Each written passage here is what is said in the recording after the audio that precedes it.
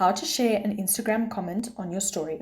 Hey guys, welcome back. Today I'm going to show you Instagram's newest feature, how to share a comment on your Instagram story.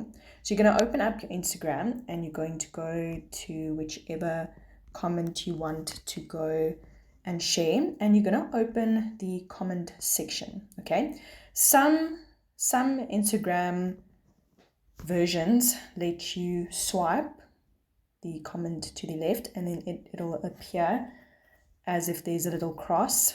Some you have to double click on and you'll see this little cross here. You're going to tap on that and whoops, let's just go back. Discard. You're going to tap on that and you'll see here's the comment that you can share. Okay, so you can make it any color that you want and you can share that story. Okay, people are also going to be able to go to the post if they double click on the comment or the post, and they will be able to go to that post that you just shared.